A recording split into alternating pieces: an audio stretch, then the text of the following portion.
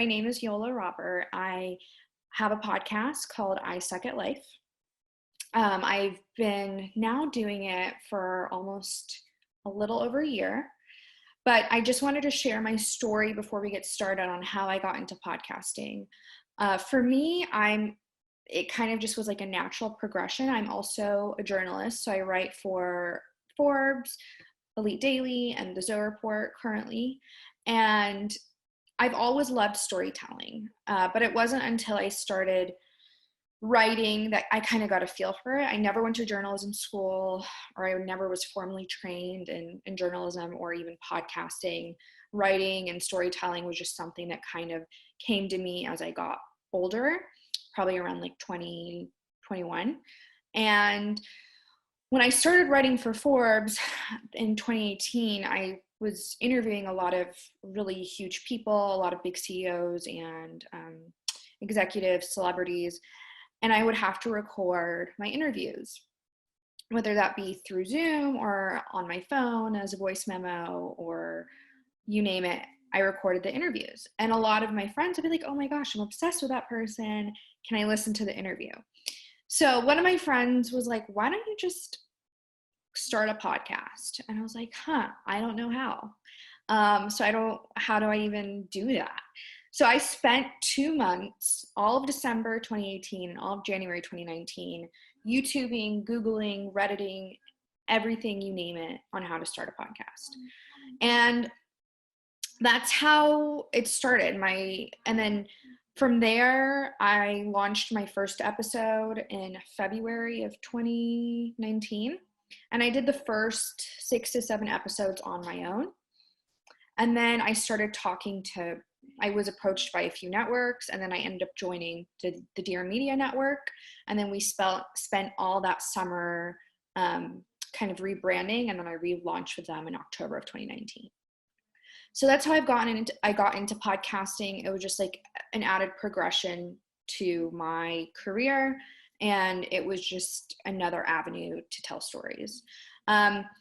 So the PDF, if you guys scroll up to the very beginning of the chat, it's located there.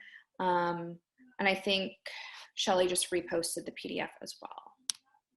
So to get started, I want to talk about figure out your why. And I have it in the PDF, like, why do you want to start a podcast? I think this is a really important question. Now as of, I think 2 or 3 weeks ago, there are over 1 million podcasts out. And that shouldn't scare you to start a podcast, because so many of those podcasts are inconsistent, have seasons, or starting and stopping, XYZ. There's so many different factors. But I think it's really important to figure out the why before you start. For me, my why was, it was an added avenue, an added medium to tell stories that I was already telling through writing. And for me, it was understanding that the podcast was eventually going to trickle back into my writing career in a way. Before I get ahead of myself, I Suck at Life is the name of the podcast. A lot of people laugh at that. They're like, well, like, clearly you don't suck at life. I was like, I do. I suck at a lot of things. There are a few things that I'm good at, but I suck at so many things. So, and prior to starting to write for Forbes, I wrote a book, I Suck at Life, So You Don't Have to, and I got rejected by 50 publishers. And one of the biggest pieces of advice they gave me was become a more established writer and have more of an online presence. So that's kind of what I've been working on. So for me, I took the first part of the name of the book and used it as a podcast name, with the goal of hopefully reshopping the book in the future with a stronger presence, so publishers could see, okay, like, she did the work. So I knew my why. I knew why I wanted to start a podcast, because I wanted to tell more in-depth stories with the people I was interviewing, as long as taking kind of what I was doing with the book I wrote and giving like my own personal anecdotes and funny stories. And with hopes of all trickling back, reverse engineering, essentially getting a book deal and hopefully producing TV, movies, you name it. So that was my why. So figuring out your why. I've met people, they're just like, I'm bored, or I just want to be famous, or I just want to, they don't have those being bored and wanting to be famous, if that's what you want to, why you want to start a podcast, I just wouldn't do it, because podcasting is a lot of work. It has to be a passion. So figure out what unique perspective do you have to offer to the world that no one else can offer? What unique stories do you have to tell? Or are you doing more interview style? Is it going to be fiction, nonfiction? Is it going to be, humorous? Is it going to be serious? And then once you figure out your why and who you are as a host, and figure out your voice, and your why will also help you figure out your voice and who you are as a host, which we'll get into that later. Then you're able to you're able to decipher things like what section of or genre of podcasts you're going to be in. There are so many. It's like you have career, you have comedy, you have health and wellness, you have society and culture, you have arts, you have news, you have medicine. There's so many different categories, but you have to obviously pick one. If you have Apple Podcasts, you know that they're all kind of separated into their categories. And so understanding your why will help you understand kind of which section you fall into. And then once you figure that out, you're going to be able to figure out also what kind of audience you want to attract, XYZ. Okay, so next section in the PDF, if you guys have that open, is value-added content. So I can't stress this enough. And I think just as having a blog or an Instagram or a YouTube or a TikTok, you name it, the people that make it big have content that adds value to someone else's life. Now it's going to be different for everyone. It might be inspirational stories. It might be something like how-tos. It might be just entertainment. But typically people for podcasting, they listen to a podcast to be entertained, to be informed. Those are the two big ones. To be entertained or to be informed, learn something new. People want to come every week to whether they know it or not, they return to your show because they're either learning something new and they can take away and implement into their own life, or they're being entertained. And if you aren't giving them one or the other, or a combination of both, it's hard to retain those listeners. So trying to figuring out, again, your unique perspective, figuring out what can only you provide, what information, or is there a way that you can only provide this kind of information or this kind of entertainment, is kind of figuring that out. And then from there, understanding your audience. So like having a target audience, just like on Instagram, when you use, if you've ever hired a marketing coordinator, or if you have a social media person or ever hired an agency, they kind of ask you to break down your target market and similar accounts and certain hashtags, and like what your listener looks like is so important. I knew from the beginning that I wanted to target young 20 somethings and 30 somethings. I knew that from the beginning. And that kind of helped me use my tone, like word choice, and like especially with the social media presence, knowing kind of what content to put up there, knowing how to talk to my audience. Obviously talking to 20 and 30 something year olds would be different than I was talking to, 50, 60 something year olds. It's totally different. And not to say it limits you to that age range or that sector, male or female, it just helps you narrow in the voice of the show. So naming your show. you figured out your why, you figured out what kind of content you can put out there that's going to add a value. Naming your show is when you think about naming your show, think about something that can be evergreen, that can live forever. It can be like chit chats with your name. It can be this or that. But I think the shows that stand out the most are the ones that people have to stop and look. Like, what is that? Like, what does that mean? And I've realized that's happened a lot with my show. A lot of people are like, what is I Suck at Life?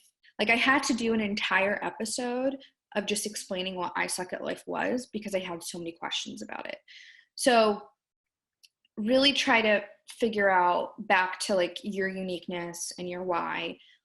Based on that, figure out what kind of name is going to be a showstopper before they even start listening.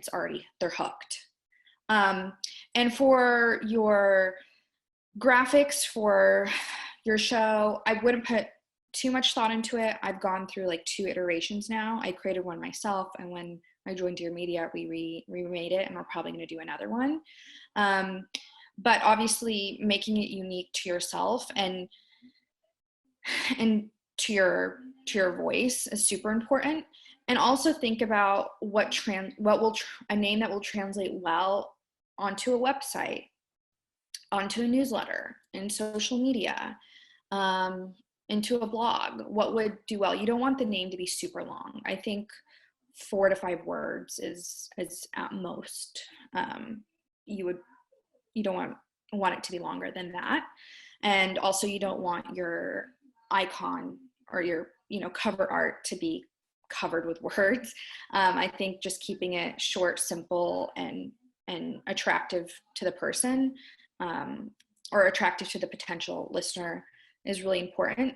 A lot of times people use their names, and that's good and bad. A lot of famous people use it because it attracts them into the podcast. I used my name at the beginning. I never used my name. Once I started getting listeners, I changed and I added in a really small font with Yola Robert. So that's just something to think about as well. You can add it in like a smaller font with XYZ if your podcast name isn't directly tied to your name. Okay, so once you figure out the name, it's really important to outline the first 10 episodes. The first 10 episodes are really important because that's when you're going to capture your base audience. So for me, what I did is I wrote down, just like you can jot on a piece of paper in your notes, it doesn't have to be super formal. Write down the topic that you have in mind for the first 10 episodes, whether it be like mental health, or if you're starting one right now, coronavirus, quarantine activities, whatever, cooking with certain spices, whatever you want it to be. So write down the first 10 episodes. Some people like to have their episodes kind of part 1, part 2, part 3, in the first few batches. That's fine as well if the first 10 episodes kind of all tie together. But based on your format, like if you're interviewing people, you also want to put the first 10 people you're going to interview, or that you hope to interview. So if you're interviewing people, I have to emphasize, please, please, please have backup guests. Always have backup guests. And the reason I'm saying that, I've had guests cancel on me. Schedules are changing constantly. Obviously, during this time, everyone, people are home, but who knows in the next month when states start to reopen, how people's schedules are going to change. So always have backup guests. When you're writing down your first 10 episodes, have like 1 or 2 guests that fit in with the topic that you want to discuss, that you can potentially have on the show. Then after you write the topic headline, think about what is something catchy for the episode title. And that can change. That can change as maybe after you record the episode, you have an aha moment and you think of the title, but kind of having a loose skeleton of what that title could be is really important. That way you know going into the episode when you're recording, you kind of have a theme. One thing podcasting is like always evolving. As a host, I think honing into that theme and getting direct to the point, because the last thing you want to do is to have a listener come on and they're like, what are they even talking about? And then, they might not listen to your show again. It's kind of, you have one shot. And then once you figure out kind of the topic, what the headline could be, a loose headline, start jotting down topics of conversation. So just like bullet points of what you want to hit on the episode. I wouldn't have more than 4 to 5. To be quite honest, this is a big mistake that I did. I would try to pack too much in and the conversation just wouldn't flow. It was like I was trying to make a square peg fit into a circle kind of thing. It was kind of almost uncomfortable when I would go back and listen to it. So keep it to 4 to 5 kind of bullet points of kind of what you want to hit on. So those are the first 10 episodes. Typically when you want to launch with 3 episodes the first day. Prior to that, a lot of people do a promo before they launch to kind of tease the show coming on. For the promo, it shouldn't be more than 2 to 3 minutes. Anything longer, again, people have really short attention spans. And that's something I had to learn. Not to say you can't do longer episodes, but if you want people to listen to your entire episode, you kind of have to cater to their attention span. That being said, figuring out the episode length, it might take you a couple times, but for me, on the data that I've gathered and a lot of other podcasters I've talked to, people kind of stopped listening at the 25-30 mark. So given that, you kind of have to figure out, okay, based on the topic I have, what are the most important things I want to put in and, within that 25-30 mark. And you can go over, obviously, there's no police stopping you. It's just something to keep in mind. I think episodes that are over an hour, people definitely will probably stop listening before then, or they'll go back and listen to small sections. It's just something to keep in mind as well, as people aren't commuting, they're working from home. If you're starting now, people are listening while they're putting the dishes away, which might take 10 minutes, or while, they're cleaning or doing laundry. So like their activity range of doing something is a lot shorter than when they were commuting in the past. So then the solo versus guest episodes, again, I want to reiterate, it's important to also do solo episodes. If you're strictly wanting to do guests only. I learned that the hard way as well, because people need to know who you are as who the host is. They want to put in a personality, a name to the voice. And I think doing that early on, doing a solo episode early on is super important. And obviously in your trailer, you're going to talk about who you are, but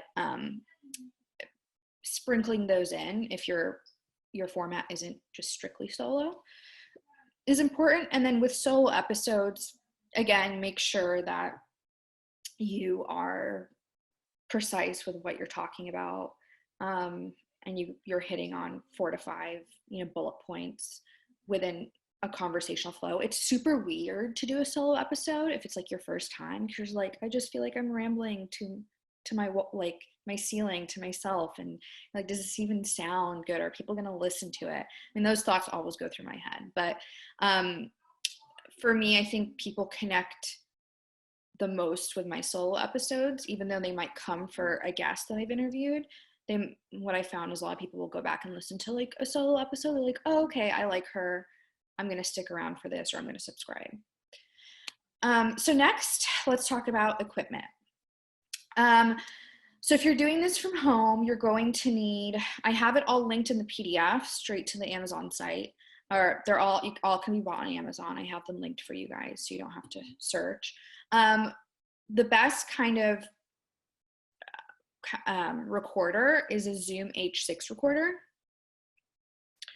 it has the best sound quality without being overly complicated. And then, so that's where you're going to, that's what records your episode. It's not on your computer, it's on this recorder. Think of it as like a mixer recorder kind of thing. And then you're going to need a mic. You can either use a portable mic or a Yeti mic. The two mics I have linked are like really high quality, so it sounds like studio production quality. And then you're going to need XLR cables. So you take an XLR cable, that's what hooks from the microphone to the recorder. And then you could use a mic stand if you want. I use one so I don't have to hold it. There are tabletop ones. The one I linked is an adjustable one. You can use it like shorter with, or sorry, you could use it, I think it adjusts between 5 to 8 feet. And then you're going to need a USB reader depending on your laptop. So the Zoom H6 recorder, the pack, what I linked, already has a USB card. So a USB card goes into the Zoom recorder. And when you record an episode, after you're done, you take out the USB card and you plug it into your laptop, which then gives you the raw audio file. So if your laptop doesn't have, if you have a newer laptop, you might need a USB reader, so that way you could plug it into your laptop and so your laptop can read the USB card. And then I also added a ring light in there. I like to use one a lot of times, depending on what time of day I'm recording. I do do a lot of video content with my recordings. So I added that in there. Sometimes if I'm recording at night, the lighting is terrible. So I like to add a ring light in there. And if you're doing social media content with it as well, it's always great to have. So once you have that set up, let's talk about kind of hosting sites, how to edit and things like that. So for what I started with was anchor.com. It's a free hosting site. I'll let you guys write that down. They were bought by Spotify recently as well, so they're pretty good. It's super easy to host with them, and they kind of syndicate your podcast out to everywhere, all the platforms essentially. And for me, when I first started, I used GarageBand to edit my audio. There are so many tutorials online on how to do that. That was just easier. I tried to buy, really elaborate software, but I'm not an audio engineer. I'm not a producer. I'm not a sound engineer. I had no idea what the fuck I was doing, to be honest. So it just sounded like terrible. But then I found this GarageBand tutorial on like how to, tune the audio and clip and move things together, and it's super easy. And then you can upload that into Anchor automatically. And then recording remotely, if you have a guest, there are 2 different options. Like the best options are Zoom, if you want to record your video. If you don't want to record your video, there's another software company or tool called Squadcast. And they, at the moment, don't have video recording capabilities. Like when you're recording someone, you can see them like a screen. It's a dual screen, but the way to get around that is that you could screen record your screen, but they don't have native recording for you. So if you're doing it through Squadcast or Zoom and you're recording with a guest, the audio files will be downloaded as separate audio, and then you can take that, put it into GarageBand, mix it, upload it to Anchor. So then let's talk about promo and reviews and ratings. When you first get started, I would ask all your friends and family to leave a review. It's a really awkward thing to do, and people will find it annoying. Just know that. But you kind of have to do it because people typically don't stop and leave a review. Like, I've just noticed that. overall. Listeners will not innately be like, I'm going to go leave a review, because let's think about it. They're doing something else while listening to your podcast most of the time, or they're driving, they're taking care of their kids in the park, or they're painting their nails, whatever it is. Your podcast is background noise, essentially. And a lot of times they're not just sitting down and like, writing word for word or innately listening. So most people aren't going to stop, be like, oh my God, I want to leave a review. I think once you kind of get a solid fan base, people start to do that more.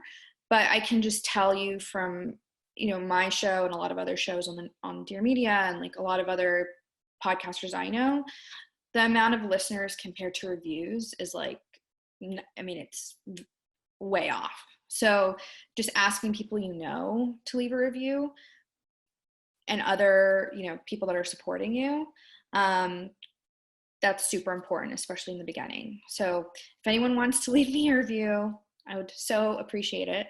It's just I Suck at Life on Apple, and that's on Apple Podcasts. Everywhere else, you can't leave reviews. You have to just subscribe or play. That's how they track the metric. For apps that I like to use when it comes to promo, I like to use app over, Headliner. And Headliner, it turns your episodes, like it takes 30 seconds of your episodes and turns it into like a clip with your cover art, a 30-second like soundbite video. Or you can put something together on like Over or Unfold or Canva, and then add audio to it through a software. And then, so Unfold and Canva and Over are the three apps I like when it comes to still photos and some videos.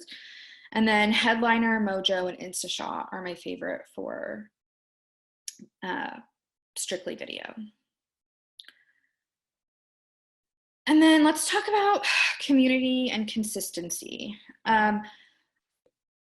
Even if you start with a very small community, it's really important to tap into it, because without a community, you're not going to be able to build your show.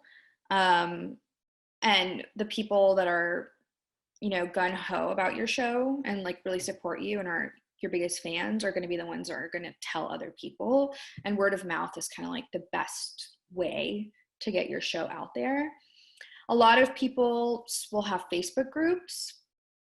And so they'll invite people to have private Facebook groups where they can talk about the show, bounce ideas off of each other, talk about, their guests on the show, invite their guests, XYZ. And then having a newsletter is a great idea as well, especially if you already have one going or you have a website. Adding a newsletter to it is great, so you can push out when a new show comes out, and you can get them involved in different ways, which there's a question I'll answer in a bit. And then the last thing I want to iterate is being consistent. Podcasting is not easy. I spend at least 20 to 40 hours a week on it. And I have 3 other jobs. I work every day. I work 7 days a week. And especially now, since COVID's happened, I'm basically doing it for free. I've lost a lot of my paid jobs, and I lost a lot of advertisers as well. Everyone's just kind of freezing everything money-wise. So you have to go into it knowing that you probably, won't get paid from it for at least a year.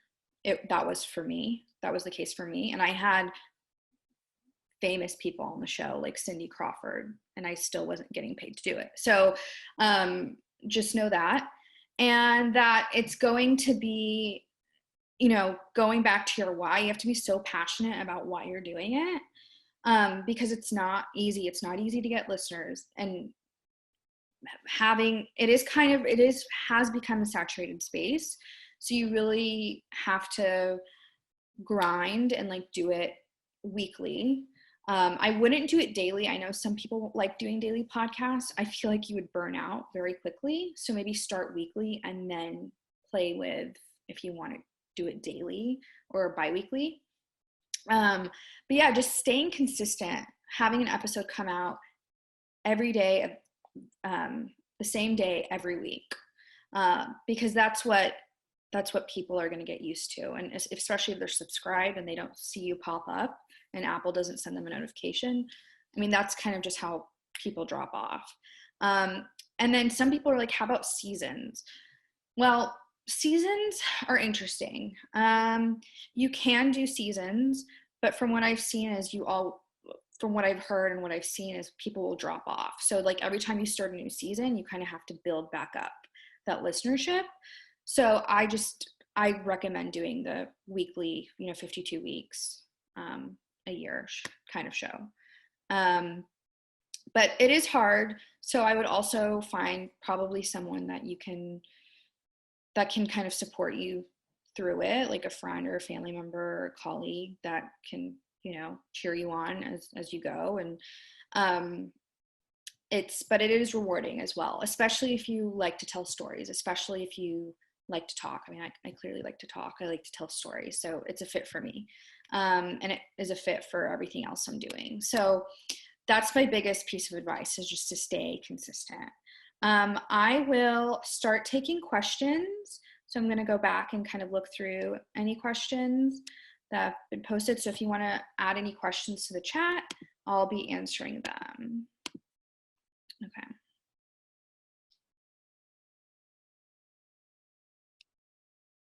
Okay, so someone asked, how do you monetize? So there's a few ways. So whatever kind of hosting network you're on, they'll send ads your way. So on Anchor, if you use Anchor, they'll let you know that XYZ brand or company would like to advertise on your show. You can accept it. If you accept it, it'll give you like the talking points and what you need to say, and then you just record it and add it into your episode. The other way to make money is, if you are doing events, but events aren't really happening at the moment, like doing live podcasts and things like that. And then hopefully, if you already have somewhat of a social media presence, you can do influencer stuff around the podcast. And then doing a lot of affiliate. A lot of people do affiliate links, monetize through affiliate links and learnings. And then for me, like I said, I didn't really make money off the show for at least a year. Yeah, at least a year. And I'm still not making, I can't survive off of it either. It's really interesting because back in like 2016, kind of, you could have started a podcast and you could have made like a living easily, but now brands are kind of getting smarter about CPM dollars, and they're getting smarter on because they know there's so many podcasts now, they can reduce their rates because they can spread their seeds a little bit everywhere. So finding unique ways, like partnering with affiliates. You can sell merch. A lot of people sell merch or products, and you can find like a drop shipper to do that. So you don't have to worry about any of that. And then you could also, I've never done this. Some people charge to be a guest. They'll charge people to come on the show. That's another way to do it as well. So you kind of have to get creative, and you have to think about what else in your life are you doing that you can tie that in as a package, kind of like, if that makes sense. Like maybe you're a fitness trainer, like you could tie in, somehow what you're doing as a trainer with the podcast and offer it like as a package to someone. Like you could have, I don't know, your client pay extra to come on your show and talk about their experience, something like that. I mean, I'm just being so hypothetical. I'm not in the fitness world. So you just, but monetizing comes slow. And then when it does come, again, it's not super lucrative. Like, there's the Joe Rogans and there's those people, but they've been doing it for like 10 years, right?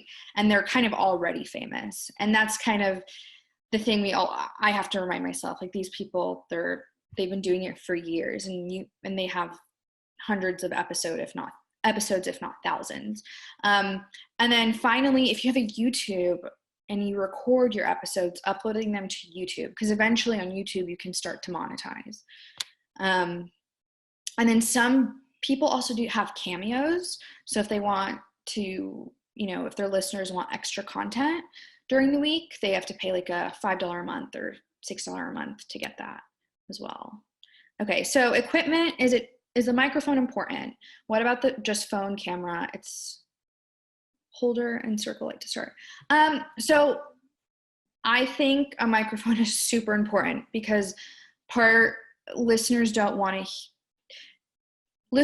will not continue listening to something that sounds echoey.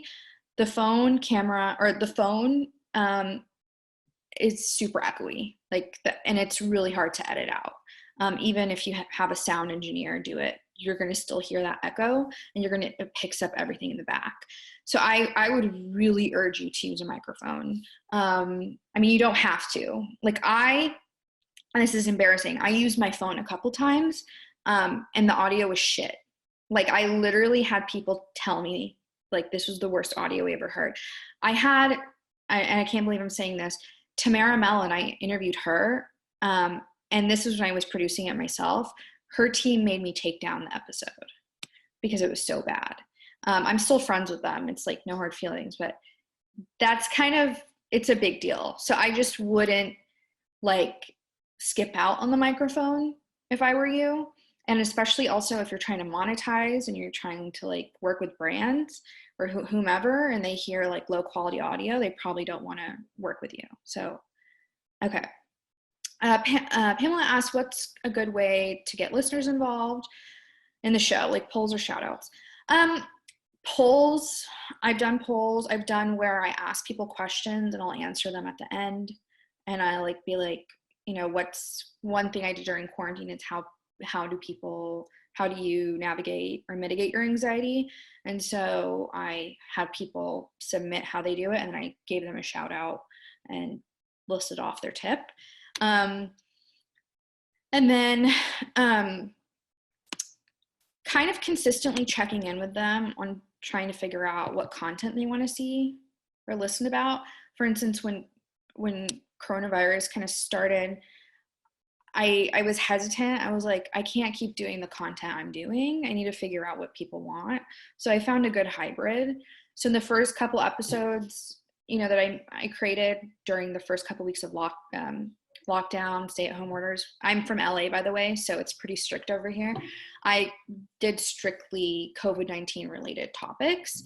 And then as time went on, I kind of loosely loosened up a little bit, and I still brought it up and I still made the conversation relevant, but I didn't make it just about COVID-19. That kind of came from seeing people's feedback and talking to them. How do you build strong online followership? So for me personally, I had started to already get a following, I think, just through my writing work. And a lot of my friends are influencers or known people. So that's kind of how I got a following. But if you're starting from scratch, I would say consistently, choose one platform. I wouldn't say don't try to tackle Twitter, Facebook, Instagram, TikTok all at once. That's never going to happen. It's better to choose one platform and get really good at it and stay consistent to that platform. So if you're on TikTok or Instagram, I would choose maybe one of those two, unless you feel like your audience lives more on Facebook. And consistently post every day when you're starting, especially. So you want to fill your feed up. And then make sure you're posting to stories, and find other like-minded brand individuals within the same following range as you, that you guys can do kind of engage with each other every time you guys post and shout each other out, things like that. That's a good way to grow. On TikTok, posting 3 times a day, I think, is the recommended to kind of grow on that. And then going back to having a newsletter, and you also don't need a website to have a newsletter. You can just create one on MailChimp. So finding ways to funnel people into your newsletter, whether that be through social media. And then I think another big thing people always overlook is LinkedIn, the power of LinkedIn. LinkedIn is really important, even if no one likes your stuff. Or like engages with it, because people are viewing your profile probably for one reason or another. And when they see that, okay, this is what they're doing, then people might reach out to you, or like, I saw you're doing this, they're curious. They're more likely also to spend more time on reading things or listening to podcasts versus Instagram, Facebook, and TikTok. On LinkedIn, people, I think their attention span is a little bit longer. So connecting with other show hosts on LinkedIn, following thought leaders on LinkedIn, commenting on other podcasts or other podcast hosts or other thought leaders in your space on LinkedIn, constantly showing your presence on there and like linking everything there, I think is super important. And I think that's also maybe a better place to find to get funnel people in for your newsletter. Okay, can you share the PDF again? Oh, sure. Okay, what can you advise for a show with a co-host? In other ways, what's the best way to develop a show with two hosts? Okay, so going back to why you want to the why. So why are you guys hosting it together, and figuring out what value each of one of you brings and how you guys can turn that synergy into a great show. And also, you might, if you don't know your co-host super well, you might want to date for a little bit, I should say, because the last thing you want to do is start a show with a co-host and you guys don't work out, and then you're left kind of in the dust, and then you probably feel like uninspired, and you're like, what am I gonna do without a co-host? And you try to find another co-host, and then listeners are confused. So make sure when it comes to a co-host, you guys really, really, really understand, and you have a clear understanding of what your duties are. So maybe maybe one is your focus is on coming up with the content and booking guests, and then their focus is on, cleaning up the audio and editing the audio and pushing it to social. Because if you guys don't have a clear understanding of your roles, then you guys are going to go into it kind of like blindly, and then you're going to step on each other's toes, and then things aren't going to get done, and then there's going to be no more show. So maybe not necessarily, but I think just understanding why you both want to get into podcasting and why hosting it together makes sense. So what other 3 jobs do you have, if you don't mind telling us? So I'm a senior contributor for Forbes, and I write for Elite Daily and the Zoe Report. And then I do content like creation on Instagram. I've worked with brands in that sector. And then prior to coronavirus or COVID-19, I was doing a lot of consulting for brands and doing a lot of copywriting work. And that was kind of like how I made money. Writing pays shit. It's just like a brand builder. Podcasting it's okay, but it's not that great either. So for me, it was how I made money to support writing and podcasting, which I hope one day I can just turn into a full career, was doing copywriting and branding work for brands.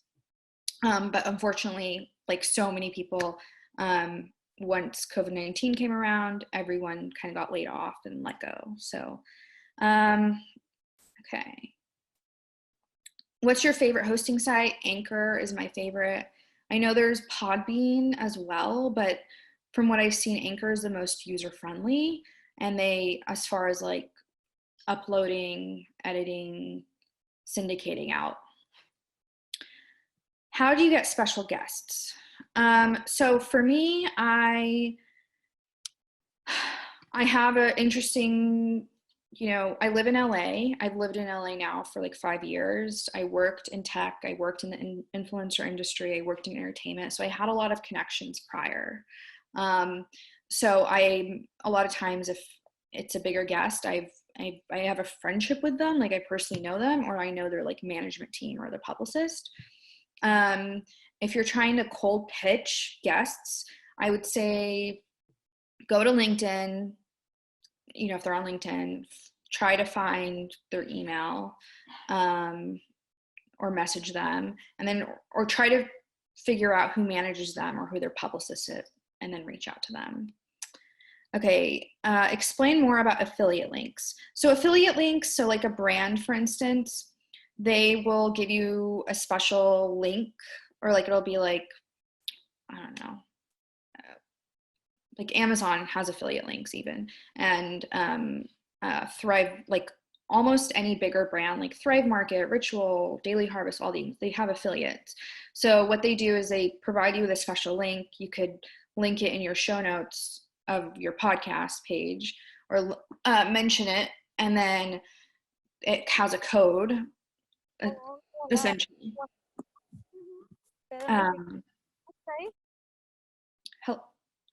It has a code, and then if people use that code or click on that link, you get like a percentage back. Okay, tech question. Have you ever recorded only plugged into your laptop instead of using a recorder mixer setup? Any recs for editing if you don't have a Mac or places where non-Mac users can download GarageBand? I personally have not recorded plugged into my laptop instead of using a recorder. I think the audio, I mean, it's better than your phone, and it works as well. And I think depending on your computer. And then recs for people who don't have a Mac. Okay, so let me figure that out, and I can get back to you. What's a good alternative to GarageBand? I know Anchor now has released a new feature where you can edit in there as well. That's why I like it. And that's since I've been working there, since I have used it, they've added a lot more features for that.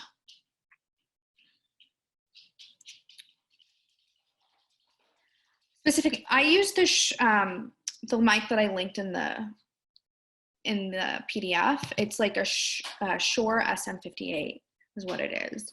The Yeti one, a lot of people like that because it's like a table mic, because it's not a portable one, but I like the portable one just so I can put on the stand and I don't have to worry about moving it around and like getting closer to it. Does your voice sound different when using your phone? 1,000%. It sounds echoey and it's not as clear. You want studio quality production. That's, yeah. I hope that makes sense. And you don't have to. You can start small and grow, but I personally regret not having a microphone in the beginning because of my experiences. So learn from my mistakes. So,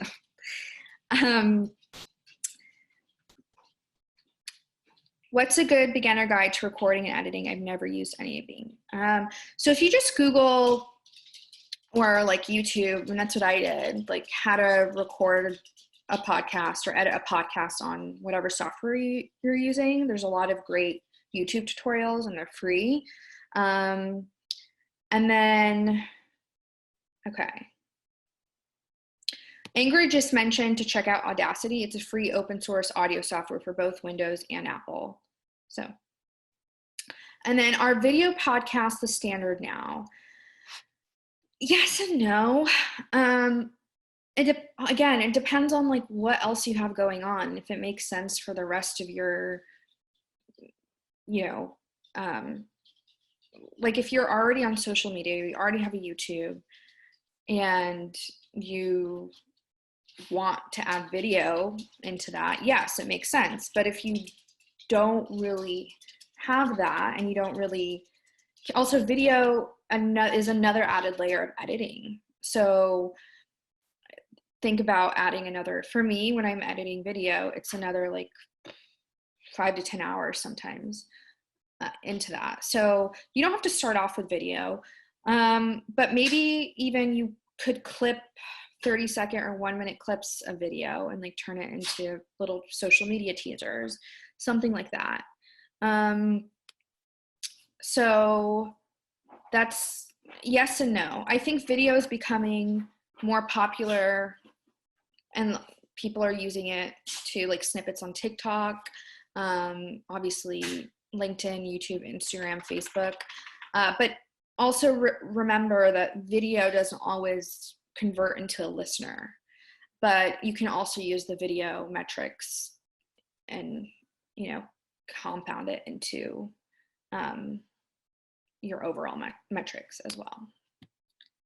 So yeah, thank you guys so much. As Shelly mentioned before, my Venmo account is Yola Robert, code 1149. We so appreciate it. As you know, we're kind of all out of work, which is unfortunate, but anything, it helps. And if you want to check out my podcast, it's just I Suck at Life. You can find it on Spotify, Apple, Stitcher, Google Podcasts, anywhere you can find podcasts.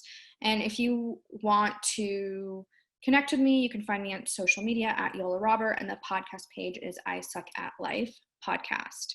And then just before we leave, someone asked, is video a game changer or just voice? I don't know if, like, essentially your podcast is going to live on podcast hosting sites. You know, it's going to live on Apple Podcasts, Spotify, wherever. So focus on the audio first, and then get into video. I wouldn't put too much emphasis onto video. I would say, like, nail the audio part of the podcast first, and then get into video. And if you find it's like, you try it out at first and it's too complicated, don't worry about it.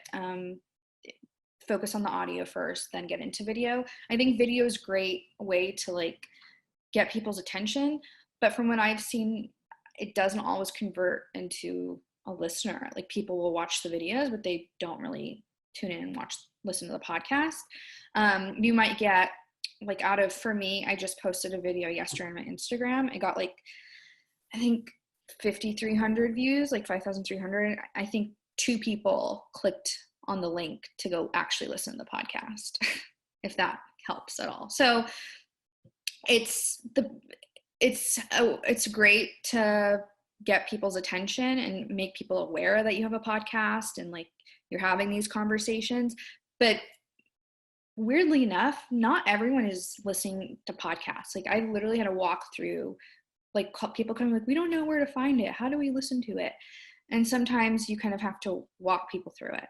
But anyway, hope to connect with you guys further. Maybe I'll come back for Girls Night In, and I'll talk to you soon. And yes, we are sending everyone the PDF, emailing it to everyone that joined. So thank you so much.